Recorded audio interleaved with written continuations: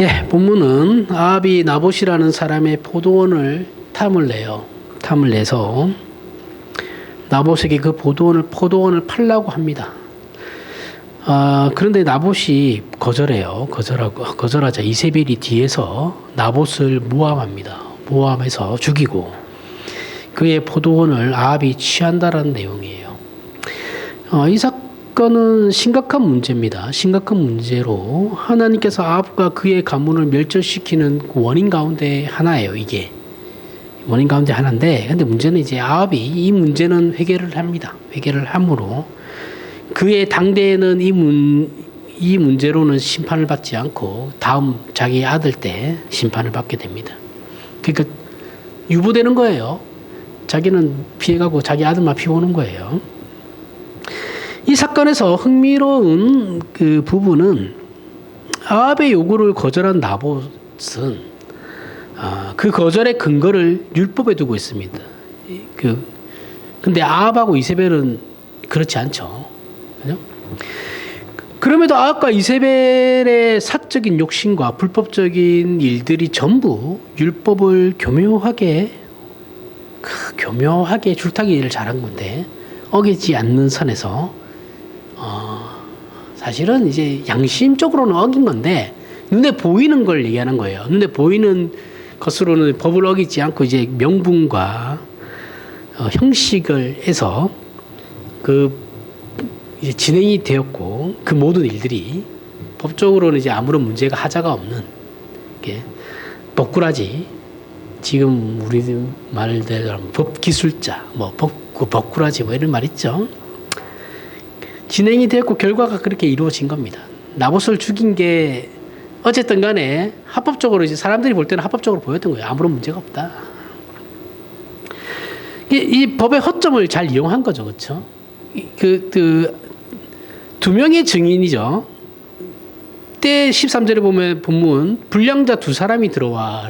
이 두 사람이 이제 증인인데 율법으로는 두세 사람이죠. 증인이 필요하죠. 그렇죠? 두 사람 내지 세 사람의 증인이 필요합니다. 그 사람들이 저 사람 그렇게 하고 우리가 봤어 라고 하면 그 사람은 죄인이 되는 거예요. 유죄가 되는 겁니다. 그래서 이제 모든 법은 우리나라 나라 법, 국법도 그렇지만 헌법도 그렇고 교회법도 마찬가지입니다. 양심이에요, 양심. 양심적으로 그 법을 지키지 않으면 아무 의미가 없어요, 사실. 특히 교회법은 그렇거든요.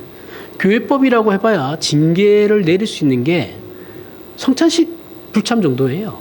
아니, 목사 입장에서는 이제 설교권이 뺏기죠. 한 두 달, 몇 주 이런 식으로 이제 설교권을 뺏기는 건데, 그게 다 세상 사람들 볼 때는 아무것도 아니잖아요, 그죠?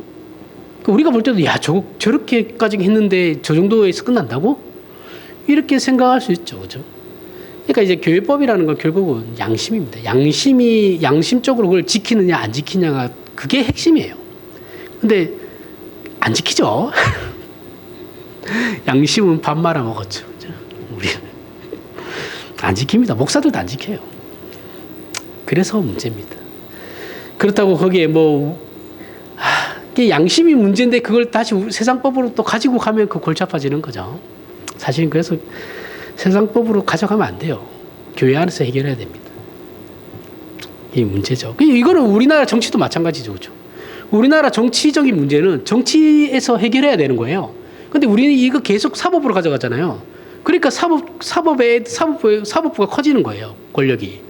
자꾸 지네들끼리 해결해가지고 합의 봐야 되는 문제들을 계속 법적으로 가져가 버리니까 판사들이 득세 이게 올라가는 거예요. 점점. 그러니까 이제 기득권을 뺏기죠. 정치로 해결해야 될 문제들인데 바보들입니다. 다. 그렇죠? 하긴 상식이 안 통하는 세상이다 보니 그렇게 되는 건데, 양심적이지 않은 법은 아무런 소용이 없어요. 지금 이것도 오늘 본문이 딱 그거잖아요. 그렇죠? 양심은 없고 보이는 법만 지킨 것으로 말미암아서 이제 나봇이 억울한 죽음을 당한 거거든요. 재산도 뺏기고. 자, 아합이 나봇에게 그의 포도원을 팔 것을 요구했어요. 그게 본문 3절에 보면 나봇이 아합에게 말하되, 앞에 절이죠. 안 읽은 부분인데, 내가 조상의 유산을 왕에게 주기를 여호와께서 금하실지로다라고 말합니다. 그렇죠? 그러자 이 율법을 알고 야합이 율법을 몰랐을 리가 없어요. 그죠? 조상이 하나님으로부터 받은 이 기업을 팔 수가 없어요. 이건 법으로 금지되어 있는 거예요. 그러니까 아합이 이걸 몰랐을 리가 없어요. 왕인데 율법을 알죠. 왜 모르겠어요. 그래서 아무런 대꾸도 못했던 거예요. 아합이 아무런 말도 못해요. 지금 나봇이 저렇게 나오니까. 그래서 어떻게 했냐? 애처럼 자기 방에 틀어박혀가지고 밥을 안 먹어요. 밥을 안 먹는다고 나와요, 성경에. 삐진 겁니다. 여기 나봇의 말처럼 내 조상의 유산은 팔 수 없습니다 라는 것은 이스라엘 백성에게 이 약속의 땅에서 허락받은 기업, 즉 땅은 단순히 경제적인 이유나 논리로 취급되어서는 안 되는 것이에요. 이 하나님으로부터 받은 이 기업이기 때문에 단순히 이거를 경제적으로 이해하고 있으면 안 돼요. 그 이유는 약속의 땅에서 각 지파나 개인이 허락받은 땅은 그들이 소유했다 할지라도, 그들이 자기가 자기 땅이라고 할지라도 그 땅의 진정한 주인은 하나님이십니다. 그래서 사실은 이스라엘은 하나님의 땅에 얹혀 사는 거예요. 그냥 얹혀 살고 있는 거예요. 사실은 우리도 그렇죠, 그렇죠? 이 전 우주 만물은 하나님의 것이고 우리는 이 지구라는 곳에 거의 얹혀 살고 있는 거예요. 우리 게 아니에요. 우리나라 사람들 땅에 환장하는 사람도 많잖아요, 그렇죠? 이 땅은 우리나라 그 개인의 재산일 것도 맞죠. 근데 그게 본질적으로 자기 거냐고요. 원래 있던 거잖아요. 내가 태어나기도 전에 있던 거잖아. 근데 그게 도대체 어떤 원리로 그게 내게 되냐고요. 그 법에서 그냥 그렇게 하니까 그런 건가? 그런다고 그게 내게 돼요? 내가 죽을 때 이 땅을 가져가는 것도 아닌데? 그러니까 이게 본질적으로 생각하면 그렇게 되는 거예요. 이 땅은 내게 아닙니다. 이 세상의 모든 자연 만물도 다 내게 아니에요. 우리 게 아니에요. 우리는 하나님의 허락하심 안에서 그냥 얹혀 살고 있는 거예요. 땅이 너무 욕심내시면 안 됩니다. 그래서 땅 가지고 그러니까 너무 장난치는 것도 안 돼요. 그것도 마찬가지예요. 율법에 의하면 만약 자신이 가난해서 어쩔 수 없이 허락받은 땅을 팔 수 있어요. 내가 동의를 하면. 그 땅을 지금 어쨌든 내가 가지고 있는 그 사람이 합의했을 때 팔 수는 있는데 희년이 되는 해, 희년은 언제냐면 안식년을 7번, 그러니까 49년이죠. 절치 49니까 50년 그 다음에 50년 되는 데가 희년이에요. 그러니까 반백년에 무조건 땅을 팔았던 땅은 다시 돌려받아야 됩니다. 그러니까 내가 그 땅을 샀어요. 내가 아내가 땅이 있는데 내가 아내랑 나랑 경제 공동체니까 안 되죠. 집사님 땅이 있는데 내가 돈이 없어가 집사님이 돈이 없어서 나한테 땅을 팔았어요. 근데 내가 희년이 1년 남았어. 1년 남았는데 땅을 나한테 팔았어. 이게 내가 샀어. 그럼 내년에 내가 무조건 이 땅 돌려줘야 되는 거예요. 응? 아니 못 받아요. 손해 보는 거죠. 그러니까 희년이 다가오면 땅 거래가 없어지겠죠, 당연히. 무조건 돌려받는 겁니다. 무조건 돌려줘야 돼. 왜요? 왜 그럴까요? 그러면 그 원리가 뭘까요? 내게 아니에요. 그 땅은 하나님의 것이다라는 거죠. 그러니까 그 돈을 빌리는 것도 잘 빌려야 되는 시기가 좋아야 되는 거예요. 그죠? 어떤 사정이든 어떤 이유든 상관없어요. 무조건 돌려줘야 돼요. 무조건 돌려줘야 되고 무조건 돌려봐야 돼요. 이거는 그 노예도 마찬가지예요. 땅만 그런 게 아니고 이스라엘 백성이 같은 민족은 노예로 삼을 수 없는데 이방 민족은 노예로 삼을 수 있거든요. 이방 민족에 대한 노예를 삼았을 때 이 노예도 무조건 풀어줘야 돼요. 무조건 풀어줘야 돼요. 이때는 무조건 다 해방입니다. 왜 그래요? 진정한 주인은 하나님이시다라는 거죠. 아름다운 제도입니다. 그래서 이스라엘에게 약속의 땅이라는 의미는 이 약속의 땅의 의미를 잘 생각하셔야 돼요. 저들이 이 땅에서 그 어떤 생산적이고 경제적인 일을 개인이나 단체가 했든 간에 그 땅은 절대 생산적이고 경제적인 수단이나 논리로 취급될 수 없다라는 게 약속의 땅이에요. 이 약속의 땅은 오직 하나님의 통치를 순종함으로 실현에 나타내 보여야 하는 무대인 거예요. 너희들이 땅 가지고 장난치는 게 아니고 너희가 하나님의 나라를 내가 여기에 가나안 땅에 세웠으니까 그 하나님의 통치하심을 너희가 순종함으로 말미암아 만방에 나타내 보여야 하는 무대인 거예요. 무대. 그렇게 이해가 돼야 되는 겁니다. 아합도 이걸 알아요. 아합이 몰랐을 리가 없죠. 법인데.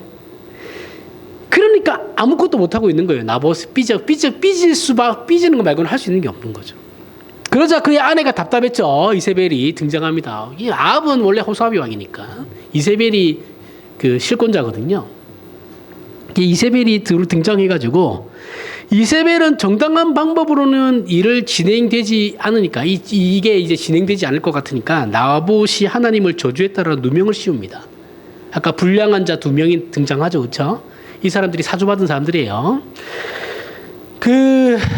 씌우고 거짓 증인들까지 세워 그 나봇을 돌로 쳐 죽여요. 그리고 주인 없는 땅을 먹어버립니다. 근데 이게 문제가 있어요. 그 주인 없는 땅이 아니죠. 나봇이 아이들이 있을 거 아니에요, 그렇죠? 자녀들이 있으면 그 자녀들에게 물려가는 건데 얘가 그냥 뺏어버린 거예요. 요건 문제가 있어요. 이런 일은 인류 역사상 없었던 적이 없습니다. 그죠? 우리나라 조선시대도 다 있었고 지금도 일어나요. 지금도 뭐 우리나라 같은 경우는 대기업들이 우리나라가 IT 기업이나 이런 벤처 기업이 못 컸던 이유가 아이디어를 하나 내가지고 뭘 하나 생산하면 대기업이 그걸 다 뺏어가거든요. 그래서 우리나라는 안 돼요, 그게. 다 망한 거예요. 아이디어를 내가지고, 특허를 내가지고 내가 이걸 사업으로 해가지고 이렇게 하려고 하면 그러면 대기업이 그걸 사줘야 되거든요.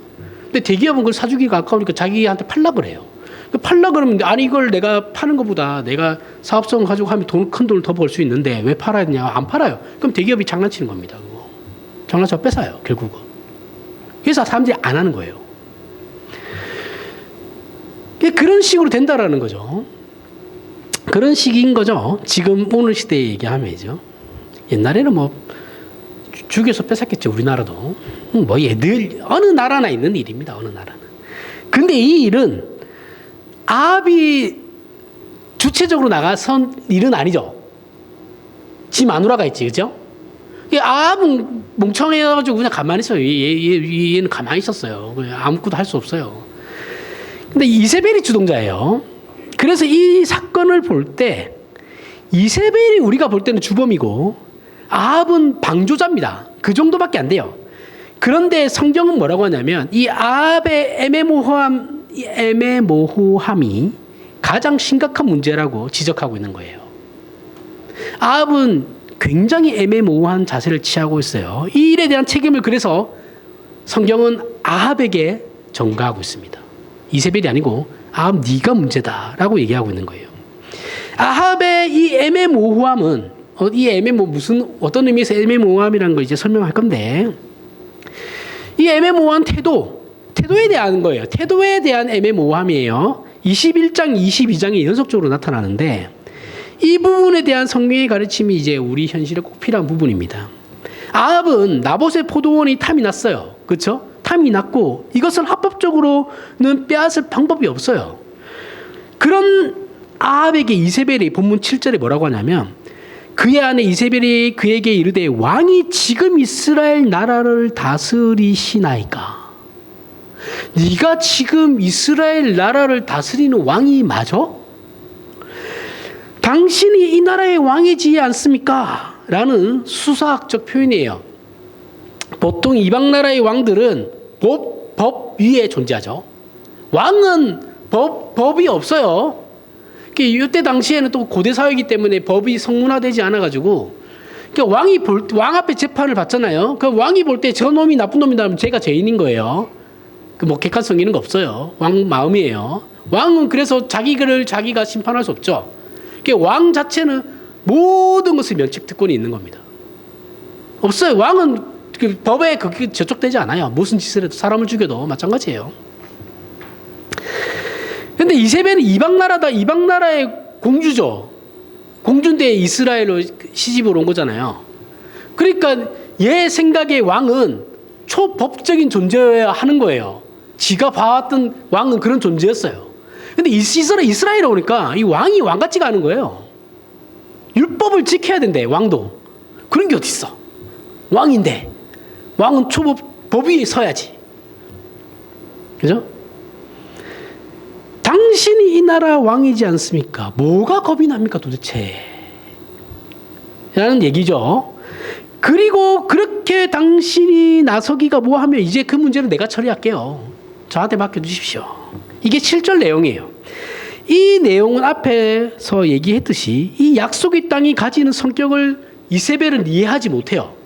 그죠? 아합은 이해하고 있지만 이해하고 있기 때문에 아합은 더 이상 어떤 그 일에 대해 진행을 못하는 것이고 이세벨은 그런 거 없어요. 몰라요. 율법을 모르니까. 이방 사람이니까. 그죠? 그러니까 무식하게 그냥 들이미는 거예요. 이 약속의 땅은 분명히 하나님께서 이스라엘에게 주신 것입니다. 하지만 이세벨은 본문 15절에 이세벨이 나봇이 돌에 맞아 죽었다 함을 듣고 이세벨이 아합에게 이르되 일어나 그 이스라엘 사람 나봇이 돈으로 바꾸어 주기를 싫어하던 나봇의 포도원을 차지하소서. 나봇이 살아있지 아니하고 죽었나이다 라고 말하죠.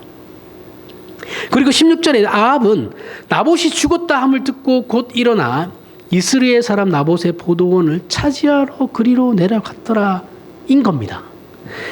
하나님이 허락하여 주심으로 취할 수 있었던 땅이 약속의 땅이에요.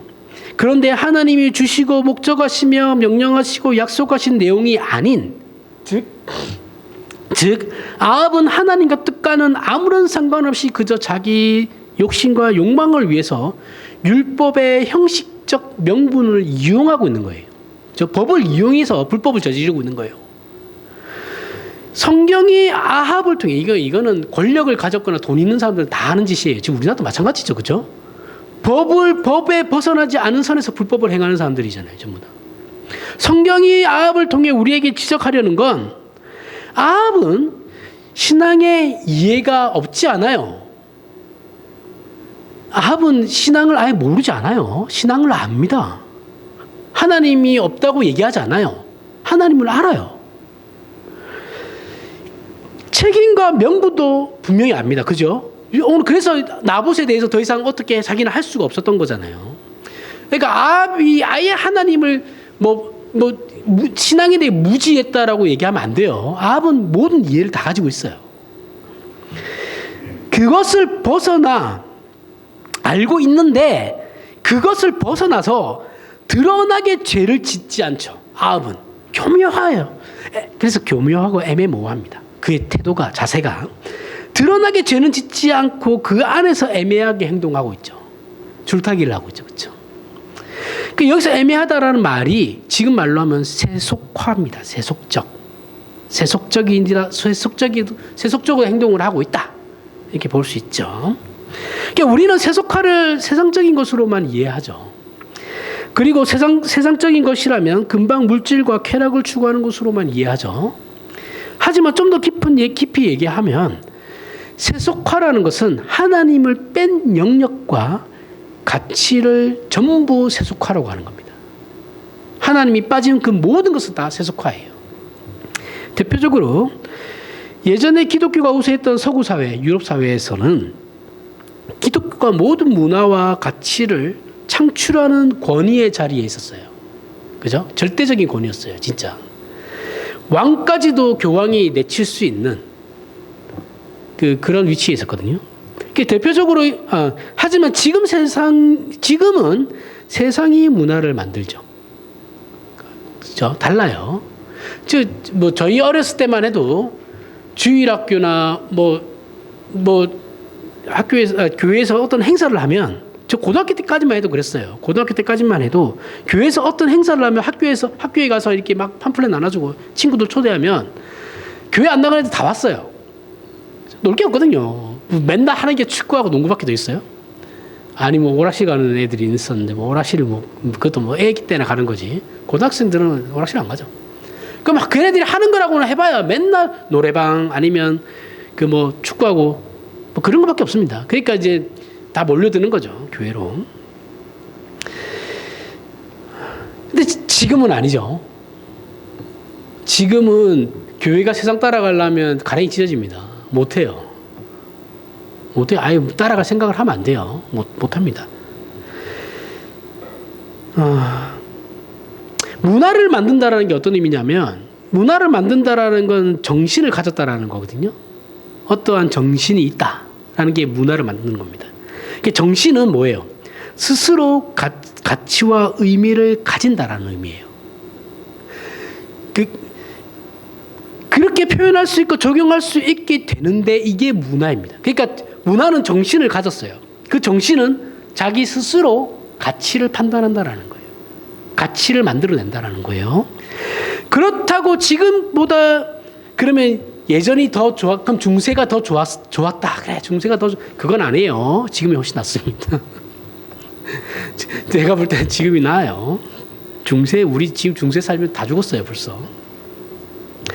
아합의 애매모호성에서 보듯이, 그럼 기독교가 세상에서 권위를 가졌을 때는 사람들이 신앙생활을 더 잘했느냐 하면 그건 아니에요. 중세 때는 태어나자마자 그러면 기독 신자가 되니까 신자라고 하긴 그렇고 기독교인이 되는 거니까 다 신앙이 좋았겠네요. 아니에요. 아닙니다. 개판이었어요, 이때. 이거는 서구 사회에서 19세기 초까지 결혼은 결혼이고 연애는 연애였어요. 이거는 서구 사회든 우리나라도 일제시대 때나 그때는 마찬가지였어요. 결혼은 집안끼리 하는 거고 내 연애는 연애예요. 이해하세요?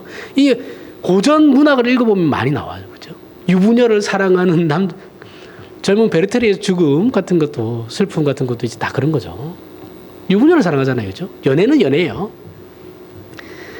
내가 사랑하는 사람과 결혼하는 게 아니잖아요. 집안끼리 결혼하는 거니까. 암묵적으로 다 그렇습니다. 암묵적으로. 개판이었어요. 다 개판입니다. 지금보다 더 낫지 않아요. 그렇게 그때는 이 신앙이 오히려 뭐예요? 명분과 형식과 억지가 되죠. 그죠? 기독교 국가에 태어나게 되면 그 기독교 신앙이라는 것이 명분이 되고 형식이 되고 억지가 됩니다. 그죠? 신앙이라는 이름으로 수많은 사람을 죽였죠. 그리고 괴롭혔어요. 그 신앙 속에서 교회나 종교 지도자들이 가증한 일을 수없이 많이 자행한 것이 기독교 역사예요. 기독교 국가를 외치면 안 돼요. 그래서 우리나라가 기독교를 국교화시키는 순간부터 기독교는 완전 안 그래도 망해 있는데 더 망해요. 그럼 지금이 그때보다 더 어렵냐? 그렇지도 않습니다. 그때나 지금이나 다 어려워요. 왜냐하면 이게 상대적인 거잖아요. 그죠? 세상은 언제나 이런 문제로 우리를 유혹하고 위협하기 때문에 뭐 간단하게 그때가 더 쉽고 지금이 더 어렵고 지금이 더 쉽고 그때가 더 어렵다 이렇게 얘기할 수는 없습니다. 어찌됐든 세상에서 우리 신자가 이런 유혹과 시험에 얼마나 많은 영향을 받고 있느냐 하면 우리는 자연스럽다라는 말을 굉장히 가치 있는 것으로 여기죠. 그죠? 자연스럽다. 하지만 기독교 신자에게 자연스럽다라는 말은 좀 애매모호합니다. 그 자연스럽다라는 말은 어떤 존재나 내용이 그것 혼자서 가치를 가진다라는 말이거든요. 예로 사람의 눈이 이제 두 개인 것이 자연스럽죠. 그죠? 사람의 눈은 두 개예요. 근데 이 두 개인 것 이유는 뭐냐면 하나님께서 그렇게 창조하셨기 때문에 라는 건데 세상은 그렇게 얘기하지 않죠.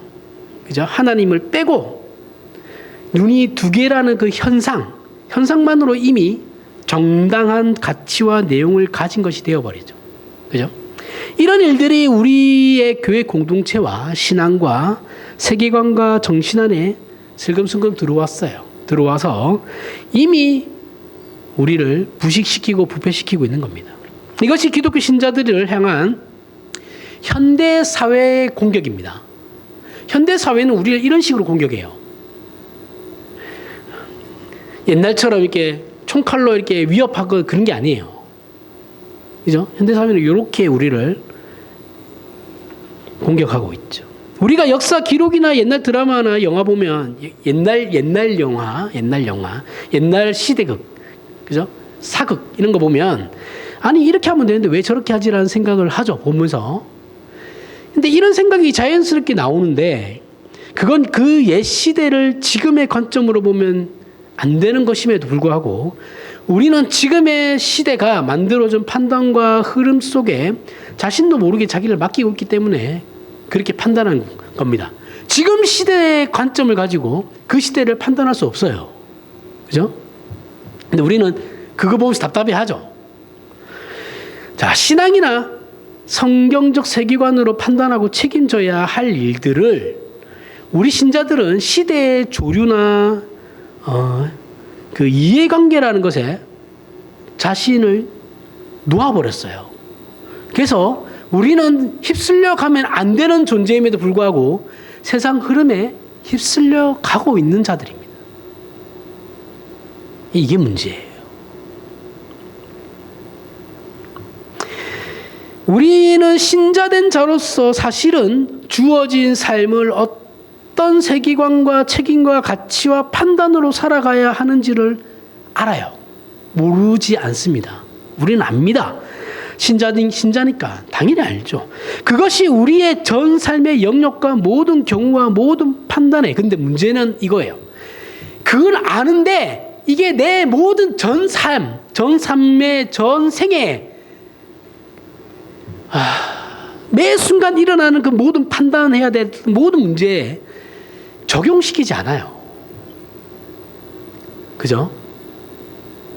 알고는 있는데 적용시키지는 않아요.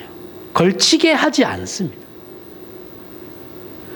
그러니까 큰 의미에서는 내가 신자된 자로서의 이걸 어떻게 살아야 하는지를 알지만 내가 어떤 일에 부딪혔을 때 이게 어떤 것이 하나님께서 기뻐하실 일이고 어떤 것이 십자가의 길인가라는 것을 고민하지 않아요.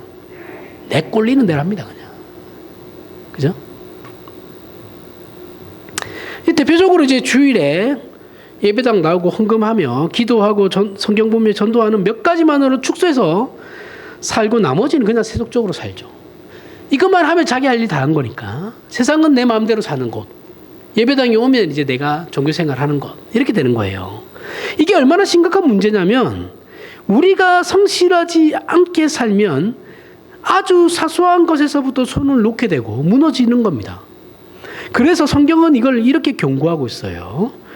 에베소서 5장 18절에 술 취하지 말라 이는 방탕한 것이니 오직 성령의 충만함을 받으라 라는 거예요. 이건 굉장히 많이 오해하고 있는 말씀이죠. 술을 마시냐 마느냐의 문제를 얘기하는 게 아니에요. 아니라 그랬어요. 자꾸 술 먹으면 죄다라고 그렇게 주장하시는 분들의 근거를 자꾸 이 말씀을 가지고 얘기하는데 여기는 술을 먹지 말라는 말이 아니에요. 그걸 얘기하려고 하는 게 아니에요. 그리고 술을 먹냐 안 먹냐의 문제를 가지고 바울은 논하지 않아요. 바울도 술을 마셨어요. 그렇게 따지면. 디모데에게 포도주를 권했어요. 너 뭐 아프니까 포도주 좀 마셔라. 포도주 먹으면 몸에서 열이 나서 좀 좋아진다. 물이 그 당시에 물이 없었겠어요? 말이 안 되죠. 그거 아니에요. 술 먹지 말라 그런 거 아닙니다.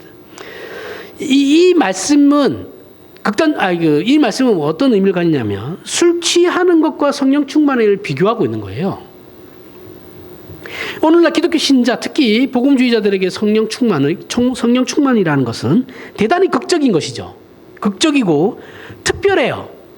넘치는 초월적인 체험이에요. 그게 성령 충만이죠. 그들이 얘기하는 거죠.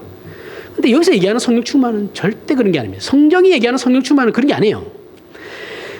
여기서 말하는 성령 충만은 그런 폭발적이고 넘쳐나며 어떤 의미에서 단회적인 일회성의 성령 체험으로 기억해야 할 사건이 아닌 술 취하는 것과 비교되는 성령 충만을 말하는 겁니다. 개인적으로 도대체 이 구절이 왜 술 마시지 말라는 의미를 익히는지 모르겠지만 여기서 술 취하지 말라라는 말은 말 그대로 술에 취해 제정신이 아닌 상태, 정신을 놓아버린 상태, 이거는 술을 안 마셔도 마찬가지예요. 술을 안 마신 멀쩡한 상태지만 내가 아무 생각 없이 세상에 휩쓸려 가고 있는 상태.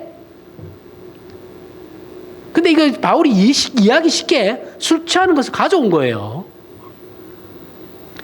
정신을 놓아버린 상태. 이 상태는 결국 방탕한 상태라는 거예요. 방탕하다라는 거예요. 방탕하다라는 게 어떤 의미인지 제가 여러 번 설명했죠. 그렇죠? 거의 할 때마다 합니다. 성경에서 방탕하다라는 의미는 책임과 분별을 놓아버려서 시간을 허비하는 걸 말하는 거예요. 시간 낭비가 방탕함입니다. 그러면 그 방탕함이라는 것은 뭐예요? 생각 없이 살아가는 것.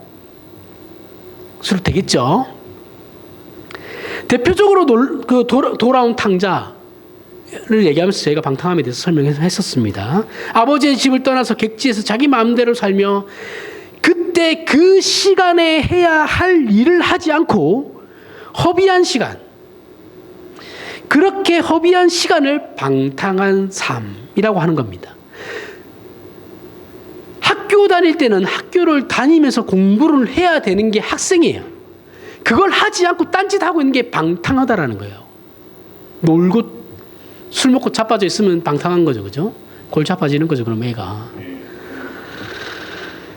이건 우리 신자가 정신을 놓고 책임과 판단을 놓아버리면 마치 술 취한 것과 같이 세상 조류에 휩쓸려 내려간다라는 의미를 함축하는 말입니다. 그러니까 술 취하지 말라는 것을 굳이 갖고 와서 이게 비교를 하고 있지만 사실은 생각 없는 삶, 생각 없는 우리 이렇게 갖다 붙여도 되는 겁니다. 그러지 말라는 거죠. 성경은 생각 없이 살지 말라 그 말을 하는 겁니다. 성경이 성령 충만을 받으라는 건 언제나 깨어 있으라는 거죠. 깨어 있는 건 뭐예요? 각성하고 생각하고 있는 거죠. 생각하면서 삶을 살아가고 있다라는 거죠.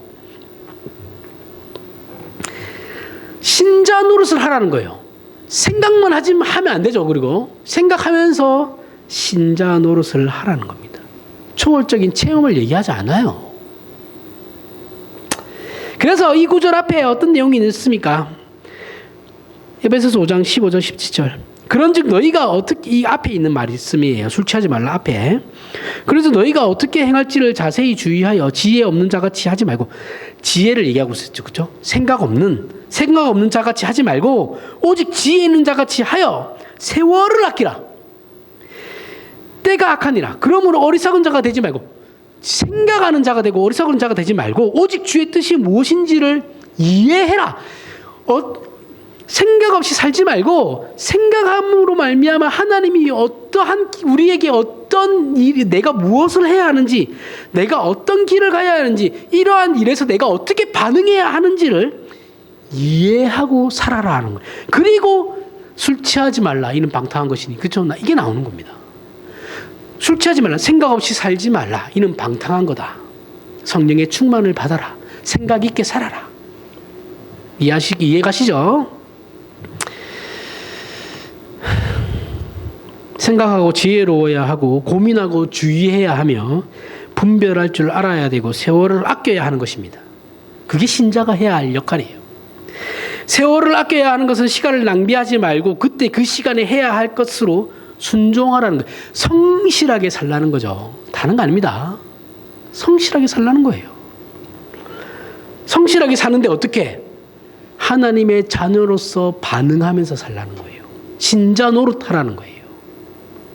신자 노릇하면서 성실하게 살라는 거예요. 생각만 하지 말고, 나 이거 이해했으니까, 내가 오늘 설교 다 이해했으니까 나는 내 할 일 다 했어. 나 이해했어. 이해한 걸로 끝나면 안 돼요. 아무 소용 없어요.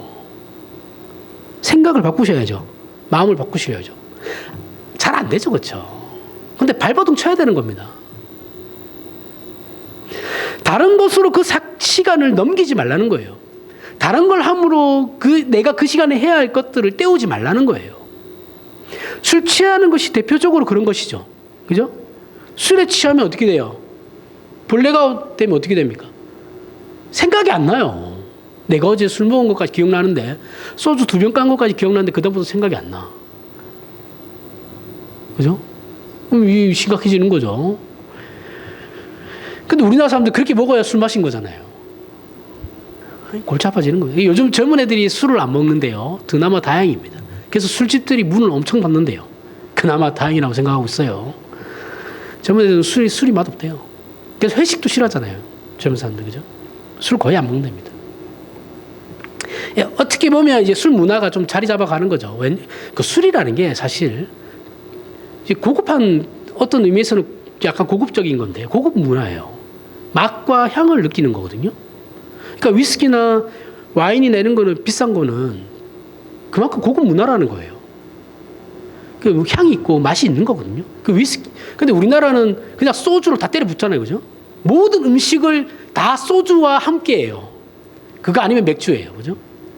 근데 외국은 그렇지 않죠. 음식에 따라 술이 달라지는 겁니다. 그러니까 그 음식과 술의 궁합을 보는데 우리나라는 그런 거 없죠. 그냥 다 때려봐. 소주로 다 때려 부어요. 그죠?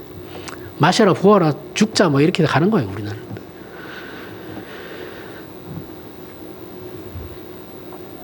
자, 그러니까 성경이 우리에게 요구하는 신앙생활은 앞에서 얘기한 명분과 명목과 형식으로서 대표적인 몇 가지 종교 행위가 아니고 우리의 전 존재, 저와 여러분의 전 존재, 전생에, 저와 여러분의 전생에라는 시간을 신자로 바치는 싸움에서 애매모호한 태도를 취하면 안 된다라는 거예요.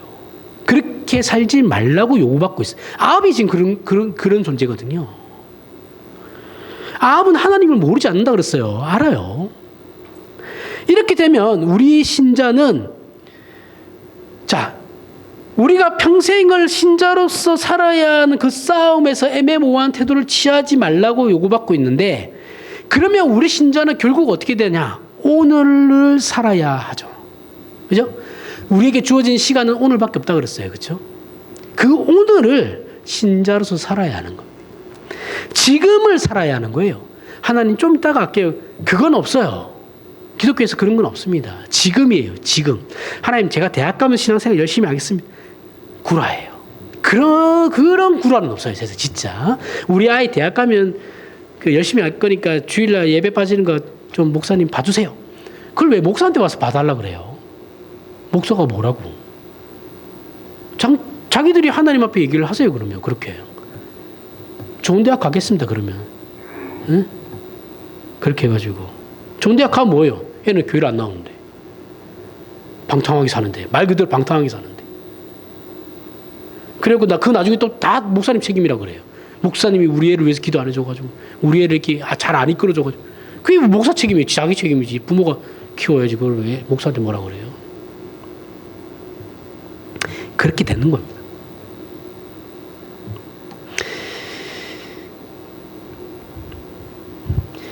이 말은 뭐예요? 하나님이 우리에게 하신 약속, 즉 하나님의 인도하심과 지혜 속에서 보냄을 받은 우리의 실존에서 우리는 신자 노릇을 해야 되는 겁니다. 저와 여러분이 살아가는 이 땅, 그 아무것도 아닌 것 같은 그 일상, 그 실존에서, 내가 속해 있는 그 일상이라는 그 나의 실존이라는 곳에서 신자 노릇을 우리가 해야 되는 겁니다. 딴 데서 하는 게 아니에요. 천당 가서는 할 필요 없어요. 저절로 되는 거니까. 우리 신자는 무엇을 해야 하는가라는 명분과 명목을 찾기보다는 지금 당장 나에게 주어진 상황과 이 정황 속에서 내가 어떻게 살아야 하는지를 시전해야 하는 존재인 겁니다. 내일이 아니고 모레가 아니고 지금 오늘 당장 나에게 닥친 이 문제를 내가 신자로서 어떻게 반응할 것이냐를 고민해야 된다고요. 그래서 아주 보편적이고 근원적인 신앙 요구는 뭐겠어요? 겸손하고 온유하며 성실해지라는 것이죠. 즉 거룩하라는 말입니다. 하나님의 부르심과 신자라는 이름으로 존재하고 반응하라는 겁니다. 같은 교회 공동체에서 신앙생활을 하면 다른 건 다 관두더라도 표정 관리라도 하라는 거죠. 최소한. 이것도 안 해요, 요즘은. 싫은 티 팍팍 내죠. 자기 싫은, 별로 안 좋아하는 사람 오면. 그러지 말라는 겁니다. 우리는 교회 공동체에서 같은 신앙과 믿음과 약속과 은혜 속에 있기보다 고급한 이유로 서로 웃을 이유가 충분히 있는 자들임에도 불구하고 이 사소한 걸 못하면 사실 우리는 아무것도 안 하는 것이 되어버려요. 하나님께서 우리에게 큰 일을 하라는 것이 아니고 내 삶을 하나님의 자녀된 자로서 신자된 자로서 반응하면서 살라는 건데 그것조차 하지 않으면 우리는 아무것도 안 하는 자가 된다니까요. 종교생활 그거 백날 해봐야 소용없어요. 중요하지 않다라는 게 아니고 내용을 담아내지 못하는 종교생활이 무슨 의미가 있어요. 형식적인 것뿐인데.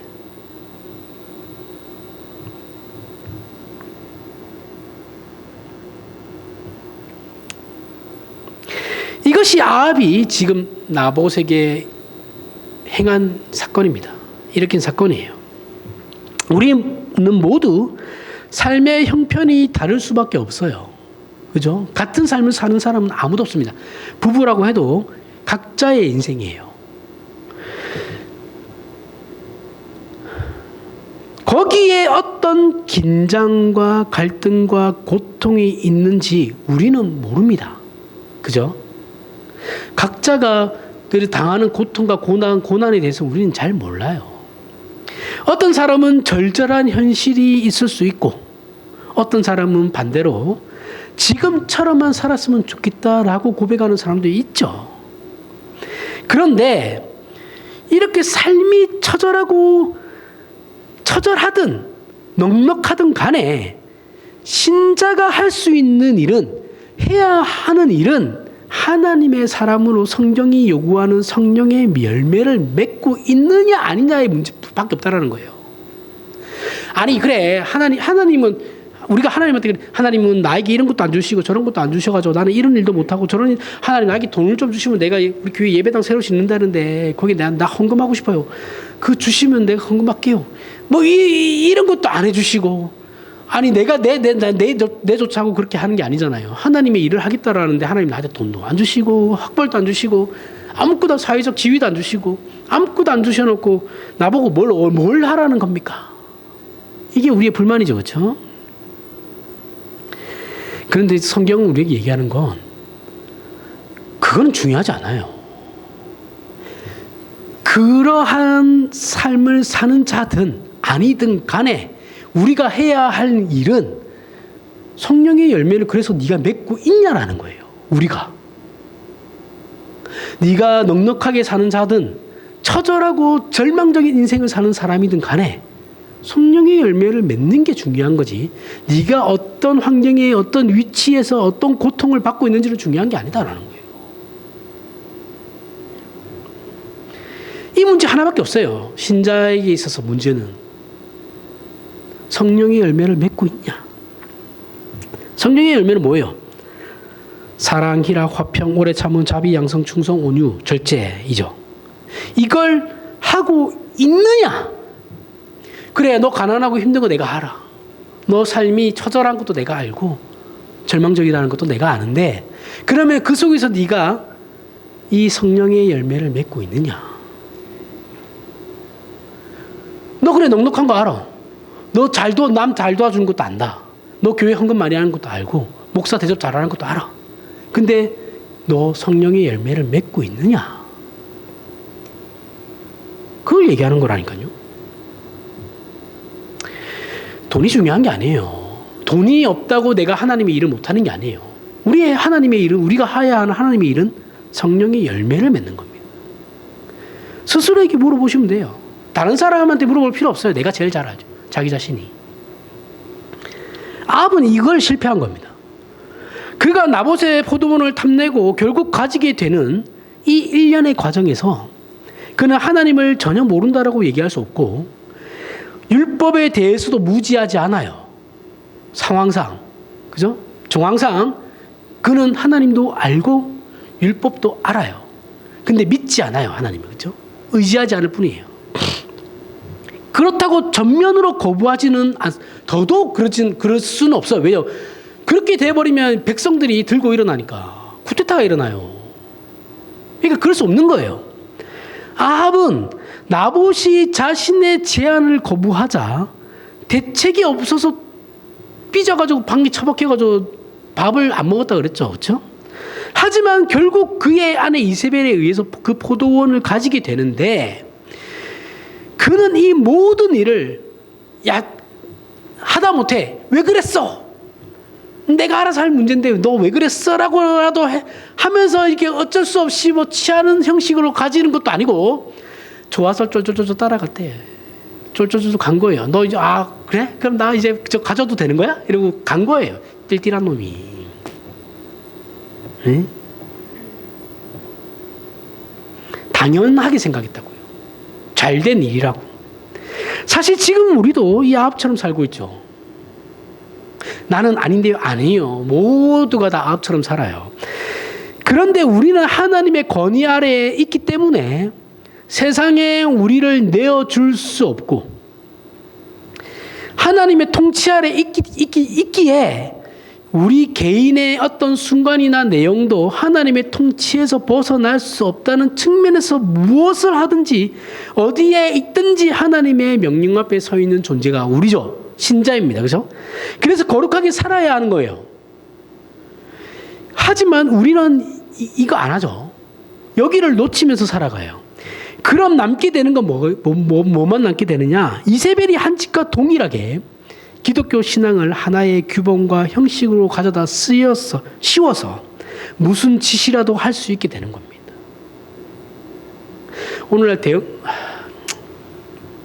오늘날 교회들이 하나님이라는 명분과 신앙이라는 명분으로 자행하고 있는 일들을 보면 돼요.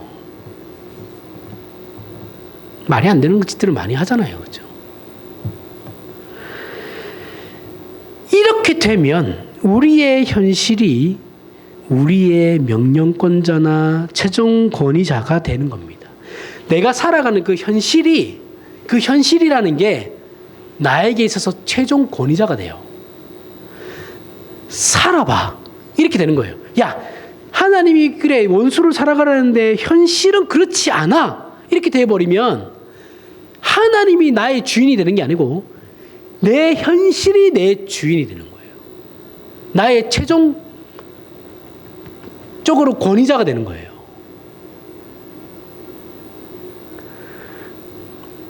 이걸 우리는 세속화라고 하는 겁니다. 교회가 그래서 세속화되는 게 이런 문제예요. 우리의 신앙 형편을 스스로 돌아보시길 바랍니다. 그리고 우리 마음에 쌓여있는 쓰레기들을 다 버리고 환기하여 청소를 잘 해놓으시길 바라요. 그래서 누구를 만나고 어떤 일을 당하든지 하나님의 사람으로서 우리는 반응을 해야 합니다. 물론 실패할 때가 훨씬 더 많아요. 그래도 괜찮아요. 실패는 괜찮아요. 했는데 안 되는 건 괜찮습니다. 그런데 아예 하지 않는 거 있죠. 도망가고 외면하고 위장하기 시작하면 이건 대책이 없어요. 아합은 도망갔죠. 외면했죠. 그죠? 위장했죠.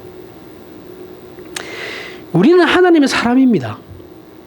하나님의 선하심과 위대하심과 신실하심을 믿는다면 우리의 믿음은 순종적이고 인내해야 마땅한 거예요.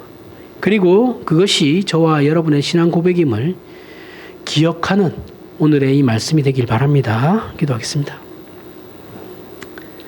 하나님 아버지 은혜를 감사합니다. 하나님은 우리의 하나님이시고 아버지시며 우리를 사랑하시고 진실하시며 선하시고 위대하신 분입니다. 그래서 우리의 존재와 인생과 현실은 우리의 욕심과 욕망으로 채워질 수 없고 하나님의 통치에 마땅히 바쳐줘야 합니다. 이 분명하고도 외면할 수 없는 내용을 하나님을 아버지라 고백하는 우리가 정직하고 책임 있게 하나님 앞에서 오늘 하루를 살아내며 우리 자신을 바칠 수 있게 축복하여 주시옵소서.